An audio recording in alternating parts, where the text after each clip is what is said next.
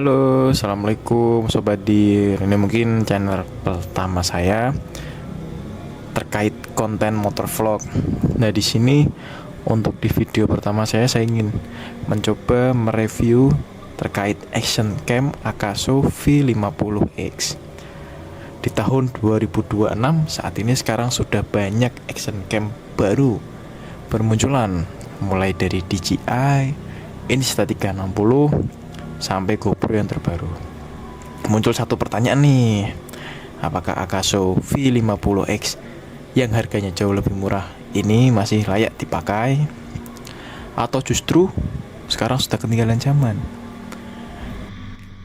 Halo teman-teman Sobat Dir, balik lagi di channel video ini. Di video ini kita akan bahas secara lengkap mulai dari desain, kualitas video, audio, baterai, sampai apakah kamera ini masih worth it untuk motovlog, touring, riding, atau sekedar bikin konten harian di tahun 2026 ini.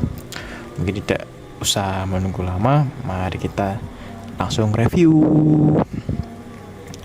Oke Sobat Dir, untuk desain dan kelengkapannya sendiri, kalau kita lihat dari desainnya, Akaso V50X ini masih punya bentuk yang cukup mirip action cam pada umumnya. Sekilas memang mirip GoPro generasi lama ya. Untuk bodinya ringan, ukurannya kecil, jadi enak dipasang di helm, stang motor, gas mount, atau dipakai sambil jalan. Soalnya emang simple banget. Kemudian yang menarik dari Akaso sejak dulu adalah paket pembeliannya ya teman-teman. Biasanya kita sudah dapat cukup banyak aksesoris seperti mounting, casing, waterproof, clip, bahkan sampai remote bluetoothnya ada, dan beberapa pelengkap tambahan lainnya. Dan ini belum bisa didapat di action cam premium lainnya seperti GoPro. Jadi untuk pembelian aksesorisnya itu terpisah. Tapi emang secara build quality jangan berharap level premium ya teman-teman. Tapi untuk Akaso V50X sendiri untuk build kualitasnya sudah cukup lumayan bagus, masih oke lah. Yang penting tetap dijaga, jangan sampai terkena air, karena emang komponennya ini tidak ada karet pelindungnya seperti waterproof atau anti air seperti itu. Oke, untuk desain udah kita bahas, kemudian lanjut pada spesifikasinya. Masuk nih kita ke spesifikasinya. Untuk Akaso V50X itu punya kamera sampai resolusi 4K 30 fps dengan sensor kamera 20 megapiksel. Oke lah, cukup bagus untuk sekelas kamera di bawah 2 jutaan. Kemudian untuk video Full HD juga tersedia beberapa opsi frame rate-nya. Selain itu, yang paling menonjol di sini juga udah ada EIS atau Electronic Image Stabilizer-nya yang menjadi salah satu fitur andalannya. Kalau tidak salah ini masih di bawahnya,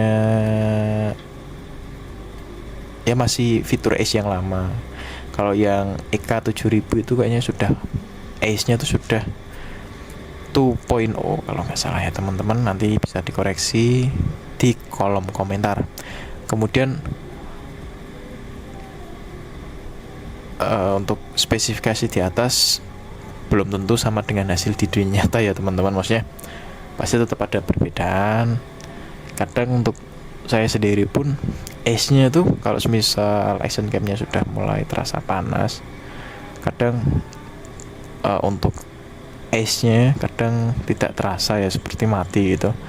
Jadi bergelombang, mungkin di durasi di atas 10 menit, kalau nggak 15 menit itu mulai udah agak goyang. Mungkin teman-teman yang menggunakan Akaso juga merasakan, bisa saling komentar atau bisa saling memberikan masukan. Kemudian untuk kualitas videonya, ini kemarin juga sudah beberapa kali nyoba di siang, cenderung ke sore hari dan malam hari. Kalau dipakai siang hari dengan cahaya cukup, hasil video sebenarnya masih bagus. Warna yang dihasilkan lumayan hidup, detail jalannya masih terlihat. Ini seperti Yang di sini ini juga detailnya oke lah, masih cukup bagus. Kadang terlihat agak soft atau sedikit kurang tajam saat objek bergerak cepat. Ya normal lah untuk kamera action cam di bawah 2 juta. Kemudian kalau saran sih untuk perekaman atau video siang hari, mungkin untuk exposure-nya bisa dijadikan -3. Karena apa? Biar tidak begitu silau. Jadi untuk detail-detailnya agar bisa lebih tertangkap sama kameranya sendiri. Kemudian untuk malam hari ini untuk area-area gelap masih kurang. Tapi untuk di situasi yang ada lampunya itu cukup bagus sih. Oke, dan stabilitasnya juga bagus juga. Ya worth it lah. Kalau dari semua penggunaan baik di siang maupun malam, yang paling menonjol itu kualitas videonya. Pasti ada bintik-bintiknya, agak buram lah. Itu mungkin salah satu jadi kendala. Cuma ya dengan action cam seharga segitu ya mungkin itu sudah menjadi opsi yang terbaik lah.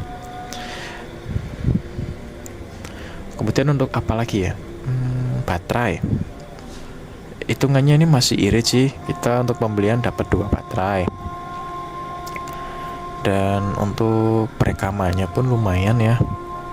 Kemarin pun ya karena ini jarang digunakan juga, pemakaian durasi 20 menit itu dia cuma makan baterai sekitar 20%. Jadi kemarin sempat tag video 4 kali, itu satu baterai masih sisa sekitar 30-an. Ya cukup bagus sih dibandingin sama kompetitor produk lainnya. Kemudian untuk misalnya ada yang tanya, Kak, sama Bipro yang E3 itu, edisi 3 itu bagusan mana? Kan memang kompetitor yang setara sama Akaso V50X untuk sekarang kan Bipro. Untuk review-review yang sudah ada, mungkin teman-teman nanti bisa cek juga di channel YouTube lainnya. Untuk segi dengan harga yang sama, saya lebih condong ke Akaso V50X dengan fitur yang ditawarkan, kualitas, dan ace-nya sih yang paling menonjol. Itu teman-teman. Mungkin karena ini videonya juga nggak begitu lama ya,